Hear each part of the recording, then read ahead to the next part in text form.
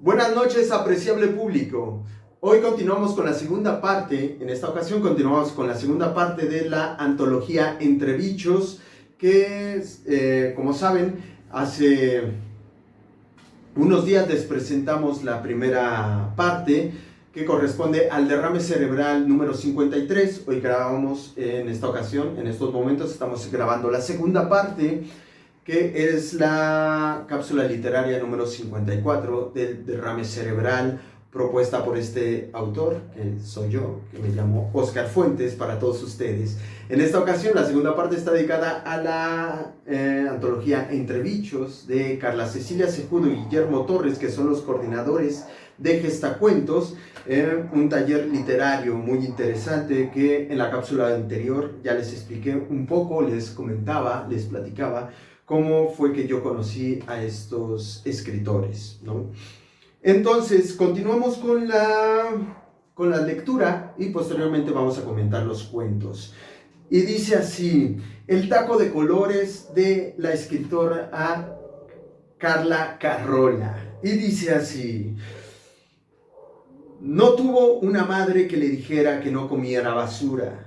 Pero aunque así hubiera sido, esa noche tampoco sería diferente. Masticaba un pedacito de cartón enrollado como un taco. Lo imaginó delicioso y calientito, pues desde que tenía uso de razón siempre tenía hambre. Se recostó sobre su cama de cartones y notó que sus manitas se veían de colores. Tal vez su cena lo cubriría de tinta. Embelesado con las bonitas manchas, se quedó dormido. Los colores invadieron todo su cuerpecito. Era tan pequeño de edad que no le sorprendió verse cubierto poco a poco de dibujos que veía entretenido. Se descubrió marchando con patas de gallo, siempre inclinando para verlas con detenimiento. Al incorporarse, se encontró metido en un cuerpo de jirafa. De reojo notó unas alas de dragón que le nacían en la espalda. Estaba aleteando torpemente cuando en un charco en el suelo vio la imagen de su rostro, una cara de jaguar. Escuchó una voz que le decía: «Oye tú». Giró en esa dirección para descubrir un toro con cabeza de camaleón y cola de pavo real. Otra voz le dijo: «Ya es hora, vámonos». Era un caballo con cabeza de pescado y púas de puercoespín. El pequeño preguntó: ¿a dónde? Los coloridos seres rieron y un medio pato, medio venado con cola de gato, le respondió: «Pues a cenar. Se nos antojó tanto tu taco que hoy yo invito». Las risas continuaron. Las criaturas le explicaron que los niños que comen tacos de cartón de colores se convierten en alebrijes. Bien, interesante este cuento. Un tanto distinto de todos los que se van a presentar en esta antología. Entonces continuamos ahora con Rosa Marta Jasso y algunas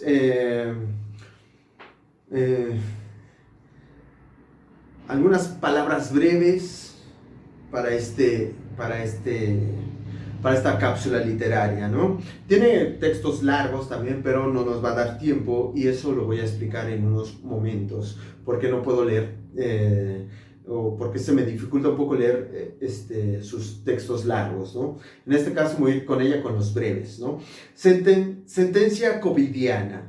La culpa la tienen los que andan en parques besuqueándose sin saber si son o no COVID, los que juegan irresponsablemente, hay gente corriendo sin protección, ellos son los que visitan a la abuela y llevan el bicho. Por culpa de toda esa gente irresponsable, jamás se levantará la cuarentena.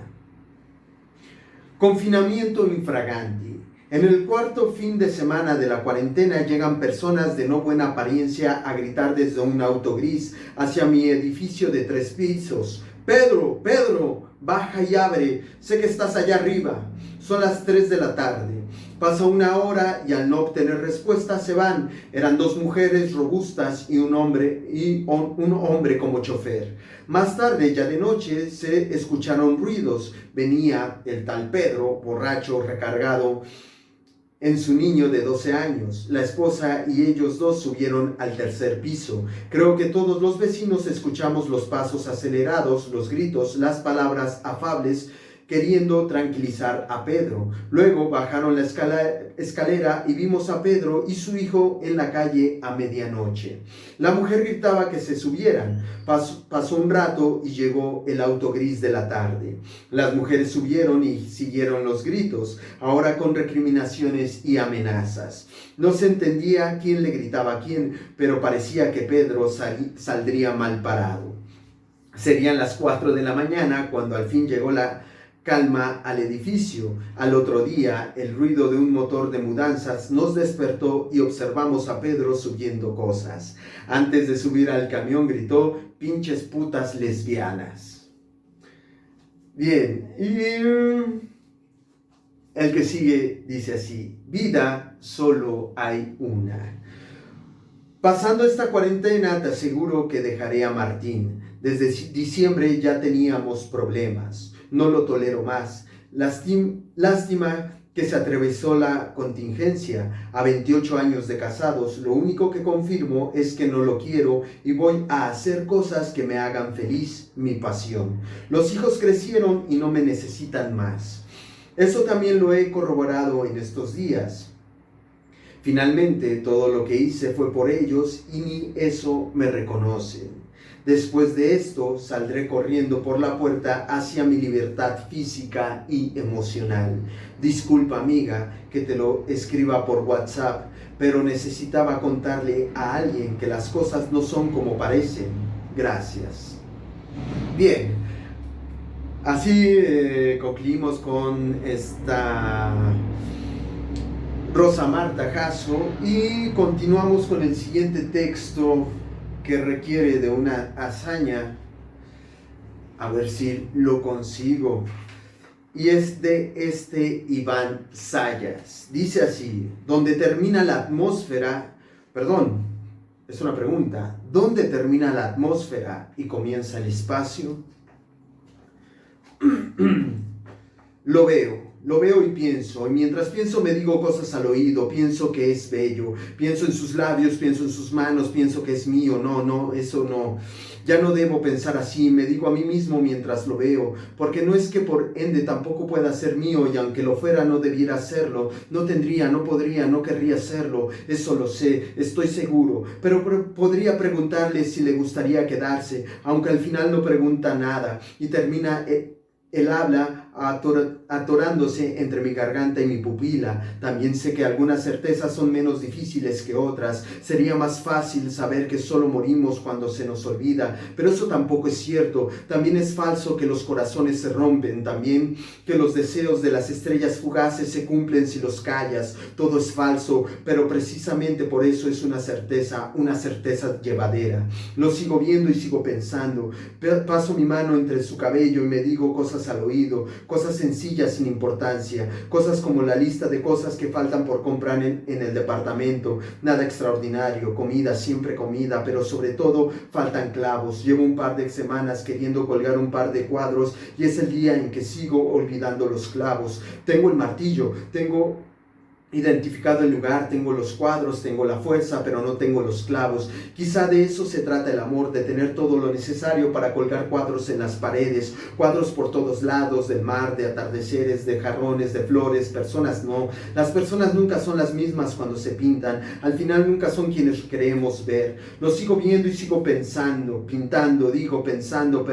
a veces me confundo, ya no acaricio su cabello, solo lo veo que respira, veo como acompasadamente las aletillas de su nariz se amplían para inhalar y después aguzan su forma para que exhale. Veo su piel, en realidad apenas veo. Digo que veo porque creo que él está ahí, que lo que digo es cierto. Entra muy poca luz por la persiana y eso es bueno porque él duerme y yo lo veo y lo pienso, ¿qué será de mí mañana? ¿Qué será de él? No pienso siquiera en el nosotros, pienso...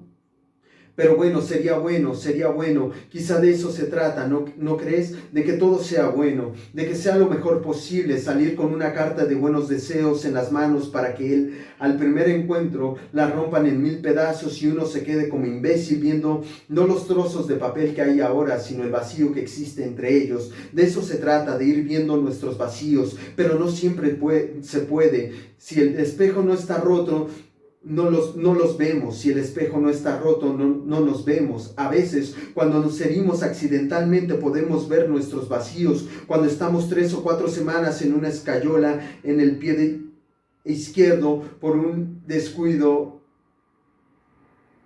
es que lo vemos, están ahí debajo de los cuadros, si es que hay cuadros, porque para eso son los cuadros, para no ver nuestros vacíos, no para adornar, no para amar. Se ha dado la vuelta, me da la espalda y la tomo, porque eso es mejor que nada, es mejor que el frío, no el de la calle, sino el de los huesos. Siempre es mejor que todo, antes que el frío. Bueno, en ocasiones me excedí, lo reconozco. A veces el frío no es tan malo. El frío también ayuda. A veces, generalmente hace que uno se mueva. Siquiera que uno tiemble, siquiera que uno cambie, hace que uno piense en la muerte y que se arrepienta. Eso hace el frío. Pero cuando uno piensa en la muerte, nunca piensa en uno, piensa en los demás, como ahora, solo que yo no estoy pensando en la muerte, estoy pensando nada más. Así debe ser la muerte, debe ser como el eterno pensamiento y solo percatarse de cosas así, llanas, planas, simples. Algo se movió, algo se cayó, algo se perdió, sin saber qué o quién está detrás de eso, y así se sigue pensando. Sigue dormido y la calle suena como un estómago. Nunca sabes cuándo vendrá el próximo rugido o si será más fuerte que el anterior. Así funciona la calle, pero la calle suena así porque nos come poco a poquito, se deleita con algunos. A mí casi me devora, pero logré esquivarla. Yo corrí lo más rápido que pude y solo escuchaba el eco de la dentellada. Por eso estoy aquí, porque pude correr, porque el frío me ayudó, pero no me gustas. Más bien, de un tiempo para acá ya no me está gustando, porque necesito pocas cosas para irme y no las encuentro. Cuesta trabajo encontrarlas, así como cuesta trabajo recordar que necesito comprar los clavos mañana para colgar los cuadros, para tapar los vacíos. Es eso, a veces no está clavado, a veces uno tapa el vacío de alguien más, a veces uno deja un vacío. Aquí no lo sé, no sé quién es quién aquí, ahorita, él dormido y yo pensando, ahorita no somos, solo la calle es. Se despierta exaltado, suda, inhala y exhala desesperadamente, se incorpora, mira a su alrededor, está oscuro, mucho, casi no alcanza a distinguir su habitación. Toma un vaso con agua, bebe, el vaso vacío, se queda sentado, mira la oscuridad, aunque sabe bien que la oscuridad no se puede ver. La oscuridad solo existe cuando uno muere, cuando uno piensa, pero él le tiene miedo a la muerte y por ende a la oscuridad y por ende a pensar. Sigue mirando, sigue sudando, sigue agitado. Mira el haz de luz que se cuela por la persiana, lo mira y piensa con miedo, piensa en lo solo que se siente, en lo vacío de su departamento, en el frío. Piensa qué será de él mañana, porque con el ahora no se puede. Piensa y suspira, se acuesta sabiendo que no hay nadie en la cama, nadie en la calle, nadie de espaldas. Bien, este es el texto de Iván Zayas y terminamos con este excelente cuento que espero que les guste como a mí, que es de la autora Eva Monroy, Los paseos de Lupita. La epígrafe dice así: voy despacio, pero jamás desandando lo andado. Abraham Lincoln. Inicia el cuento. Doña Lupita, ¿me escucha?, insiste la médica para despertarla. Doña Lupita es una anciana que está postrada en cama. Se encuentra en casa después de un mes de estar internada. El motivo de la consulta es para dar seguimiento, pues no la habían revisado desde su alta del hospital de zona. Las cortinas de la habitación permanecen cerradas sin dejar que penetre la luz solar. Para iluminarla se auxilian con una lámpara de pie que está al lado derecho de la cama. Buenas tardes, doña Lupita, la saluda la médica, mientras la toma de la mano derecha que sale de entre las cobijas. Le tomaré los signos vitales para saber cómo se encuentra, continúa diciendo. Doña Lupita entreabre los ojos, destacan las ojeras. Muy somnolienta, contesta. Tengo mucho sueño y estoy cansada, agrega con dificultad. Mientras la médica le toma la presión arterial, le pregunta cómo se encuentra. La galena es interrumpida por la nieta cuidadora de Lupita. Doctora, mi abuelita está desvelada porque se la pasó de paseo toda la noche. La médica, intrigada, le pregunta que a dónde había ido de paseo, al centro de la ciudad, contesta la nieta. La médica voltea a ver a la somnolienta paciente y piensa, si la paciente ya camina, pronto la daré de alta, pero la nieta interrumpe estos pensamientos. Doctora, anoche se le ocurrió a mi abuelita ir exactamente a donde compra sus hilos para borrar y coser, cerca de la parisina. Imagínense, bajarla de la cama, ayudarle con los 20 escalones del segundo piso, los 15 del primer piso, llevarla por el pasillo hasta el portón de la calle. Muy sorprendida, la médica le interrumpe. ¿En la noche? Déjeme seguirle contando, dice la nieta. Le pregunté a mi abuelita si quería ir en taxi. De plano me dijo que no, que nos fuéramos poco a poco, aunque nos tardáramos. Entonces me la llevé despacito, por eso nos amaneció. Donde más nos tardamos fue en cruzar las avenidas, porque la llevaba poco a poquito, muy despacito. Ya ve que los carros no se paran aunque vean que uno lleva a una anciana que apenas puede moverse. No dejan de tocar el claxon y esto puso muy nerviosa a mi abuelita y que se me atranca, porque dice que no puede seguir el camino. Entonces yo le hablo con mucho cariño para que pierda el miedo y pasemos a la otra acera. Imagínese, doctora, el mismo viaje de regreso. Es muy cansado. Nos hizo llegar amaneciendo, razón por la que ahorita se encuentra cansada y con mucho sueño. Acto seguido, la doctora insiste en despertarla para completar la revisión y le pregunta si la puede despertar. Doña Lupita le dice que sí. Destapar, perdón, y doña Lupita le dice que sí. La doctora le informa que la va a revisar primero acostada y después parada para valorar la marcha. La nieta le vuelve a interrumpir. Doctora, mi abuelita no camina desde hace un año y su vista está muy mal. Ve solo siluetas. Entonces la doctora pregunta, ¿y los paseos nocturnos? Doctora, todas las noches a mi abuelita le voy narrando los paseos que me pide. Debería de ver cómo los disfruta, pero realmente yo me canso mucho en contarle paso a paso todo el trayecto. Tengo que llevar bien la narración porque mi abuelita recuerda perfectamente el nombre de las calles, desde donde están los cruceros hasta la secuencia por donde pasamos. Recuerda siempre los lugares a donde me pide que la lleve.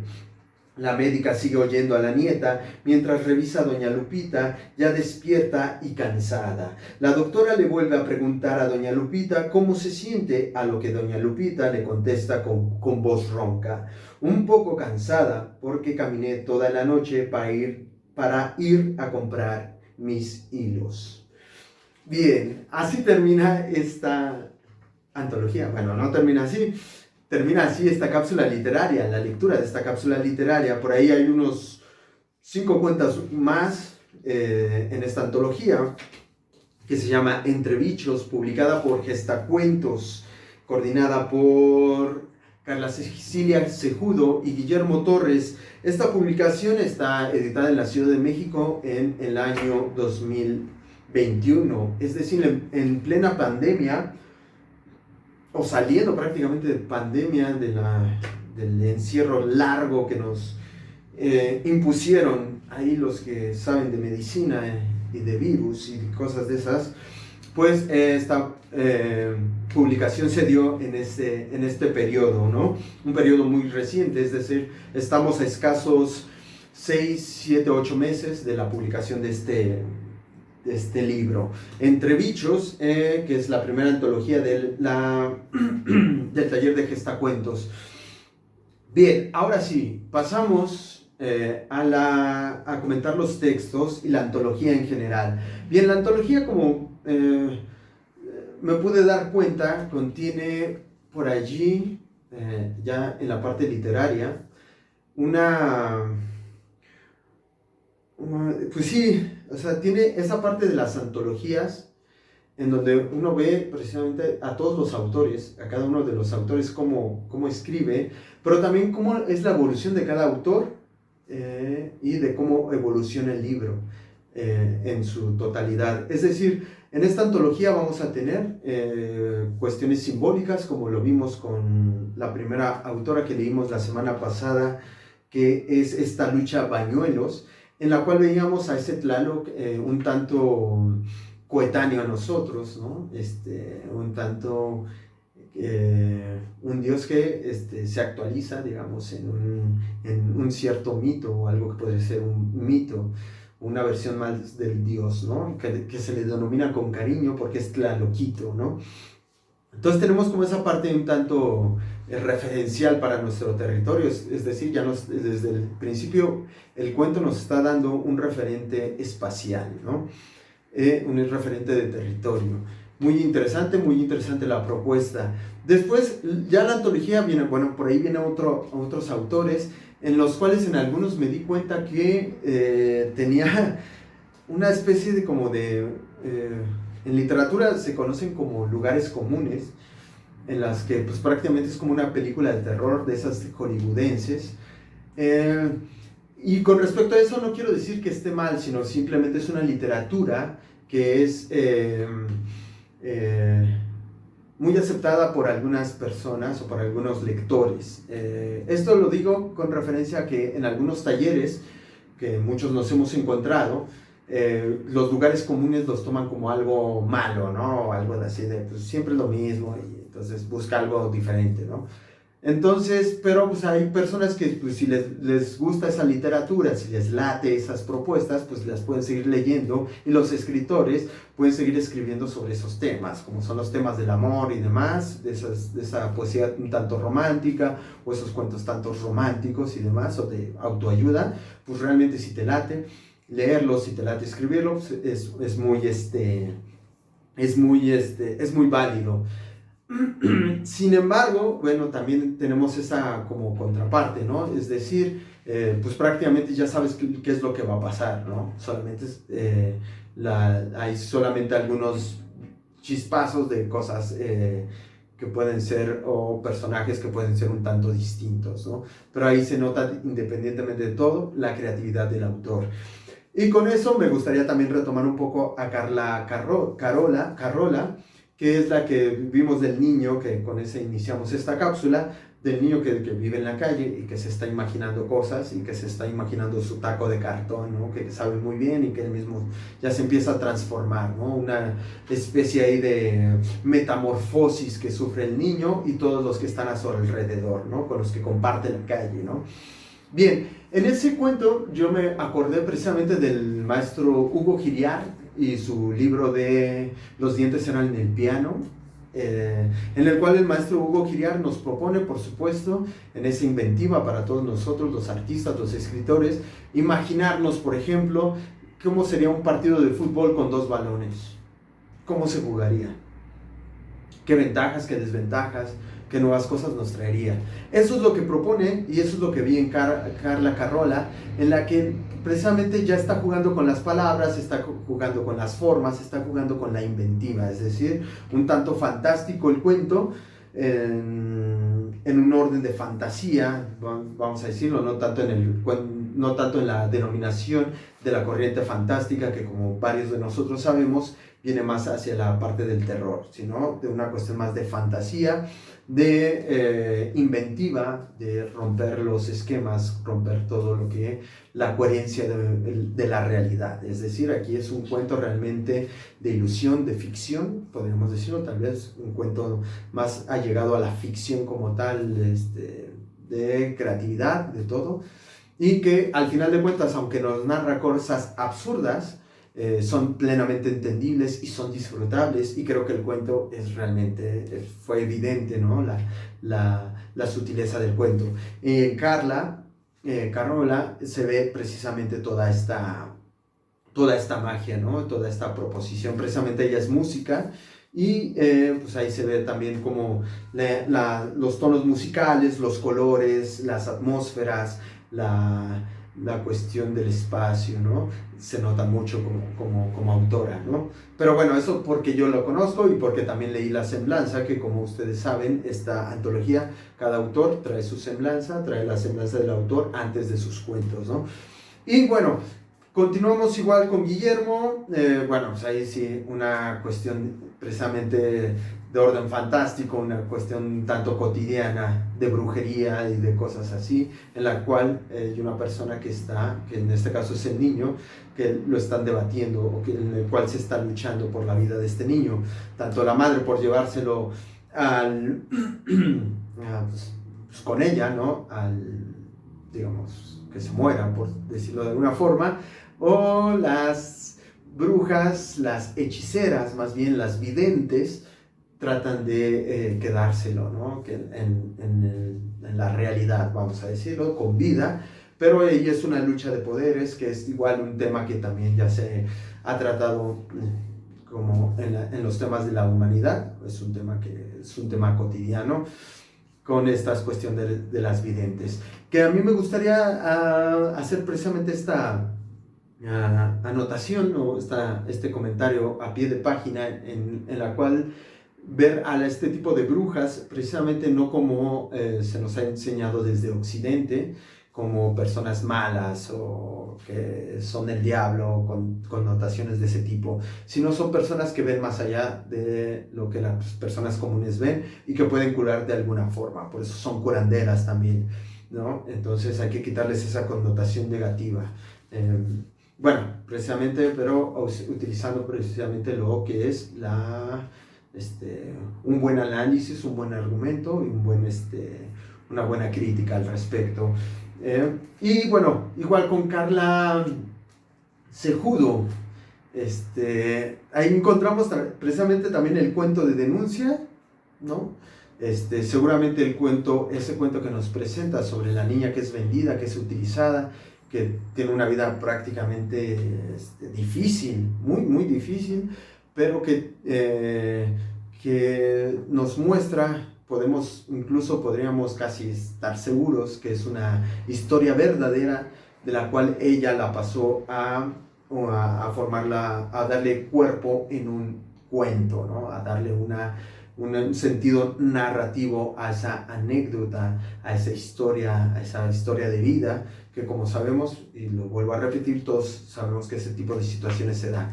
Y en la cual ahí hay una cuestión de denuncia, ¿no? Vemos la parte de denuncia del maltrato a las mujeres, de la trata de blancas y demás, ¿no? O sea, ahí hay una postura un tanto enérgica, ¿no? O sea, un tanto ahí en la cual vemos a la autora evidenciando cosas que de alguna forma en una cuestión narrativa que es literaria, que es la parte de esta cápsula, nos puede dar esa información, ¿no? Ya no de una parte amarillista o demás, en una cuestión de nota de periódico o un caso ahí, no sé, sensacionalista, ¿no? Sino nos lo está demostrando que esa es la capacidad que tiene el arte y los escritores de poder darnos a entender lo mismo o hacer conciencia de nuestra vida cotidiana, de nuestro entorno, para hacer conciencia, ¿no? Como ciudadanos, como personas y seres humanos. Y bueno, finalmente los últimos dos textos que leí son personas que no conocí en el taller. De todas las personas anteriores, salvo la primera autora, Lucha, no la conocí. Y claro, de esta Jasso, sí la conocí, y también me gustaba de esta Marta Jasso, precisamente que también se me estaba yendo, pero que tuve la oportunidad de conocerla en el taller. Tiene precisamente esa facilidad para escribir, pero irse así de corrido, ¿no? Y tiene una forma de hilar sus historias. Desgraciadamente no pude leer sus textos largos, pero tiene esa facilidad de escribir, ¿no? De soltar la pluma, pero muy, muy, muy, muy, muy rica. Y tiene yo considero, por la forma en que escribe, salvo que me equivoque por allí, es que es constante escribiendo, ¿no? O sea, se ve que constantemente escribe y fluye, ¿no? En el papel. Creo que por ahí también en el taller, cuando tuve oportunidad de coincidir con ella, nos comentaba eso, que sí tenía ese hábito de estar escribiendo siempre. Y se nota también en los textos breves que presentamos de ella, que esa parte de conciencia, ¿no? Esa parte de narrar lo que le está pasando al vecino y ponerla en un texto y se entiende perfectamente, ¿no? Es una buena narradora. Y también ya un tanto también en las redes sociales, los mensajes de WhatsApp, lo que les pasa a las parejas, ¿no? Recordemos que, bueno, en un texto que nos presentaba era un matrimonio después de 28 años se estaba disolviendo prácticamente. Y en este caso, la personaje nos está dando a conocer, o sea, está narrando lo que va a realizar, lo que fue su vida, lo que fue el fracaso del matrimonio, en un mensaje de texto por una aplicación de redes sociales, ¿no? Que es el WhatsApp. En eso está narrando un pequeño cuento o un texto breve. Entonces es interesante como al final de cuentas es como si el lector, que en este caso es la que está, su amiga, la que está recibiendo el mensaje, nos podemos imaginar nosotros como ella leyendo el cuento ahí, ¿no? En una pantalla bidimensional por una aplicación. Es interesante todos los esquemas que da, la cuestión de espacio, la cuestión de tiempo y de la inmediatez del mensaje y del cuento de cómo llegaría a su destinatario. Bien, entonces, ya por último, para cerrar, tenemos los dos últimos cuentos. En el penúltimo, Sayas, Iván Sayas, tenemos a este personaje que está ahí dándole la cabeza mucho con una gran velocidad y que empieza a narrar, ¿no? Y que se ve que es un texto, podría pensar quizá yo, que ese texto salió de una sentada, ¿no? Porque va retomando lo que va diciendo el personaje, va narrando con las palabras anteriores, precedentes a lo que ha escrito, y de ahí va construyendo como si fuera una espiral o como si fuera una cuestión, como un Lego, ¿no? Que se va armando poco a poco y va construyendo el texto de una sola sentada. Es por supuesto, una propuesta muy interesante, muy válida, y que pues, nos va dando como esa continuidad y ese ritmo vertiginoso que va agarrando el texto de no saber lo que piensa el otro, lo que piensa o lo que uno supone, para qué sirve un cuadro y por qué no hay clavos en un cuadro, qué es lo que falta en una relación, en la vida de uno para poder llegar a tener una vida tranquila o una estabilidad emocional, ¿no? Entonces ahí encontramos a un personaje totalmente debatiéndose consigo mismo, como regularmente nos pasa a muchos. Y con Eva Monroy, pues bueno, no podríamos acabar esta cápsula literaria si no era con un cuento así tan hermoso, tan lindo. No sé qué podría yo decir acerca de esto. Se notan los tres personajes, la inventiva, ¿no? De la narración, de cómo alguien que está postrado en una cama puede seguir imaginando cosas. Es lo mismo que hace un lector, es lo mismo que hace un escritor, es lo mismo que hace un artista, o es lo mismo que uno hace cuando escucha música, se siente a escuchar música, solamente escuchar música o a ver un cuadro, ¿no? Es imaginar, es ver los colores y a partir de los colores empezar a divagar y construir y fijarse en todos los detalles. Eso es una muy buena narración, que aquí incluso es una narración un tanto situacionista, ¿no? Un tanto de los escritores también propuestos por Roberto Bolaño, ¿no? Estos tipos, los infrarrealistas, ¿no? Que recorrían las calles, iban describiendo y se iban de un punto a otro. Y bueno, en esto notamos un ligero toque de eso, sin ser tan extenuante, pero el texto es formidable, ¿no? Y aparte hay un ligue entre, o sea, una conexión entre la médica, la enferma, que es la abuelita, y la nieta, ¿no? Hay como una situación generacional de cuidado, de experiencia, ¿no? Ahora no es la abuela la que le cuenta cosas a la nieta, sino es la nieta la que le va contando todo a la abuela, ¿no? Lo que se vive ahora. Quizá la abuela en su momento hizo lo que le correspondía, ¿no? Contar cómo fue su vida a la nieta, y la nieta le devuelve esto, pero en la vida contemporánea, ¿no? En lo que sucede en la actualidad y solamente para comprar unos hilos, lo que propicia la compra de unos hilos. Bien, es interesante, ¿no? Quizá ese era el motivo, los hilos, para soltar toda una historia. Interesante, por supuesto, ¿no? ¿Qué más podemos decir de Entre Bichos, de esta antología? Pues que tiene una suerte de...